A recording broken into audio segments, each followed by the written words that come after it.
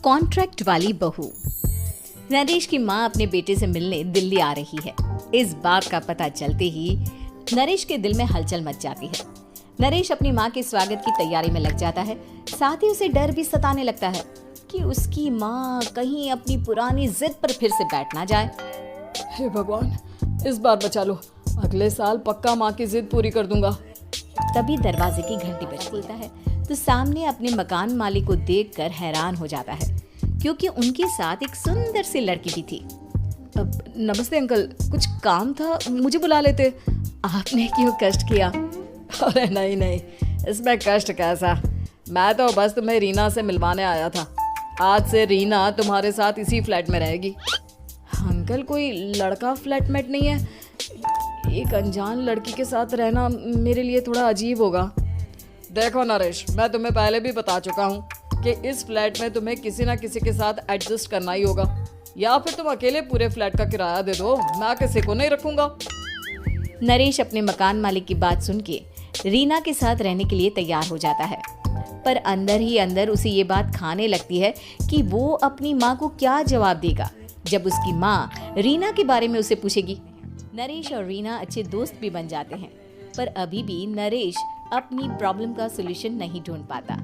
एक दिन नरेश बहुत परेशान सा बैठा होता है, तभी रीना उसे पूछती है, क्या हुआ नरेश, तुम काफी परेशान लग रहे हो, सब ठीक तो है ना? हाँ, सब ठीक है, बस एक छोटी सी प्रॉब्लम है। वो एक्चुअली 2 दिन बाद मेरी माँ मुझसे मिलने आ रही है। अरे, तो इसमें प्रॉब्लम क्या है? ये तो खुशी की बात है। हाँ रीना, बट मेरी माँ एक जिद लेकर बैठ गई है कि मैं शादी कर लूँ, पर मैं अभी इस चीज़ के लिए तैयार नहीं हूँ। ऊपर से जब वो तुम्हें देखेगी तो 100 सवाल करेगी, क्या जवाब दूंगा? अरे, इसमें कोई टेंशन वाली बात नहीं है। मेरे पास ना इस प्रॉब्लम का सलूशन है, जिससे ना तुम्हें शादी करनी पड़ेगी और ना ही तुम्हारी माँ मेरे बारे में कुछ पूछेंगी। रीना की बात सुनकर नरेश सोच में डूब जाता है। वो सोचता है कि रीना खुले ख्यालों वाली लड़की है, कहीं माँ को सच बता ना दे। नरेश को सोच में डूबा देखकर रीना कहती है, अरे क्या हुआ, किस सोच में पड़ गए? डोंट वरी, जैसा तुम सोच रहे हो ना वैसे कुछ भी नहीं है। मेरे पास एक प्लान है। मैं कुछ समझ नहीं पा रहा हूँ, कैसा प्लान? मैं समझाती हूँ। हम ना एक कॉन्ट्रैक्ट मैरिज कर लेते हैं। फिलहाल मेरे पास जॉब नहीं है, तो तुम इस रूम का किराया दे देना जब तक तुम्हारी माँ यहाँ रहेंगी, सिर्फ तब तक। और तुम अपनी माँ से कह देना कि मैं तुम्हारी पत्नी हूँ, इससे वो मेरे यहाँ रहने पर कोई सवाल भी नहीं करेंगी। बात तुम्हारी ठीक है, पर माँ से झूठ बोलना, ना पापा, मैं ये रिस्क नहीं ले सकता। कोई और आइडिया दो ना तुम। देखो, मंजूर हो तो बोलो, वरना सच बता दो, मुझे कोई प्रॉब्लम नहीं है। रीना की बात सुनकर नरेश सोच में डूब जाता है। बहुत सोचने के बाद जब उसे कोई रास्ता नहीं मिलता तो वो रीना के बताए हुए रास्ते पर चलने के लिए तैयार हो जाता है। वो रीना से बात करता है और अपनी माँ की पसंद और नापसंद के बारे में बताता है।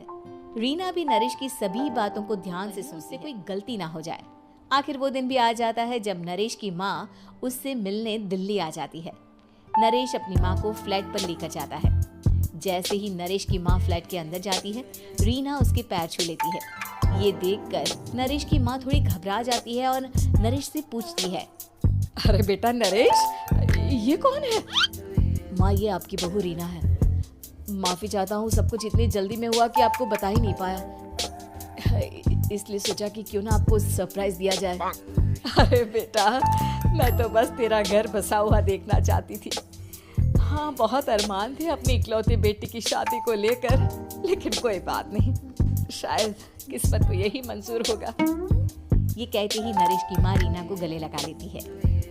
रीना बेटिया, मेरा बेटा ना थोड़ा नादान है, पर तुम काफी समझदार लगती हो, और मैं जानती हूँ कि तुम इसका बहुत अच्छे से ध्यान रखोगी। माँ, आप चिंता मत कीजिए, मैं सब संभाल लूंगी। नरेश की माँ अपने बहू और बेटे के साथ खुशी खुशी रहने लगती है। दिन बीतने लगते हैं। नरेश की माँ और रीना का रिश्ता बहुत मजबूत होता चला जाता है। वो दोनों सारा दिन एक साथ रहती और खूब बातें करती। इधर साथ रहते रहते नरेश और रीना भी एक दूसरे से प्यार करने लगते हैं। दोनों को इस बात का एहसास हो जाता है, फिर भी वो इस बात को छुपा कर ही रखते हैं। एक दिन नरेश की माँ और रीना शादी के बारे में बात करने लगते हैं। रीना बिटिया, ये तो नरेश ने मुझे बिना बताए शादी कर ली, वरना मैं तो अपनी इकलौती बेटी की शादी इतनी धूमधाम से करती कि सारी दुनिया देखती रह जाती। अच्छा माँ, आप ऐसा भी क्या करती नरेश और मेरी शादी में जो दुनिया देखती रह जाती? अरे बिटिया, एक माँ के अरमान तुम अभी नहीं समझोगी। मैं तो अपनी बहू को एक रानी की तरह लेकर आती और शादी भी बिल्कुल शाही अंदाज में करती, पर मेरे तो सारे अरमान ऐसे ही रह गए।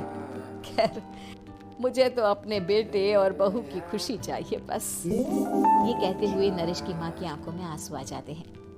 रीना भी ये सुनकर ख्यालों में खो जाती है, क्योंकि वो भी मन ही मन खुद को नरेश की पत्नी और उसकी माँ की बहू मानने लगी थी। शाम को जब नरेश ऑफिस से घर आता है तो रीना खुद को रोक नहीं पाती और नरेश के सामने उसकी माँ को अपने और नरेश के रिश्ते का सारा सच बता देती है। रीना की बात सुनकर नरेश की माँ दोनों से बहुत नाराज हो जाती है और घर वापस जाने की बात करने लगती है। तुम दोनों ने मुझसे सच छुपाकर बहुत ठेस पहुंचाई है मुझे। अब तुम लोगों के साथ नहीं रहना चाहती मैं। कल ही वापस चली जाऊंगी अपने घर। माँ, मुझे माफ कर दो, ये सब मैंने रीना के कहने पर ही किया है, वरना मैं भी आपको कभी ठेस पहुंचाने के बारे में सोच भी नहीं सकता। हाँ माँ, हमने ये सिर्फ आपका दिल रखने के लिए किया।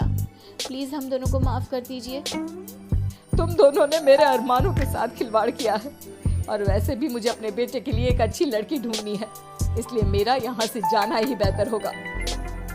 माँ की ये बात सुनकर रीना खुद को रोक नहीं पाती। माँ, क्या मैं आपके घर की बहू बनने लायक नहीं हूँ? रीना की बात सुनकर नरेश हैरान रह जाता है। नरेश की माँ भी कुछ समझ नहीं पाती। मैं कुछ समझी नहीं, आखिर तुम कहना क्या चाहती हो? माँ, मैं वो नरेश से बहुत प्यार करती हूँ और साथ ही साथ मैं आपको भी अपनी माँ मान बैठी हूँ। आज जब आपकी बातें सुनी तो खुद को रोक नहीं पाई, इसलिए सारा सच आपको बता दिया। रीना की बात सुनकर नरेश की माँ की आंखों में आंसू आ जाते हैं और वो अपने बेटे नरेश और रीना को गले लगा लेती है। मेरे घर की बहू तो सिर्फ रीना बिटिया ही बनेगी। मैं आज ही तुम दोनों की शादी की तारीख निकलवा दूंगी, बस एक बार तुम्हारे घर वाले मान जाए। उसी दिन रीना के माता पिता भी उनके फ्लैट पर आ जाते हैं। दोनों परिवार आपस में बैठकर बातें करते हैं और शादी के लिए राजी हो जाते हैं। रीना भी कॉन्ट्रैक्ट फाड़ देती है और कहती है, सही मायने में मैं अब बहू बनूंगी। अब तक तो सिर्फ कॉन्ट्रैक्ट वाली बहू थी।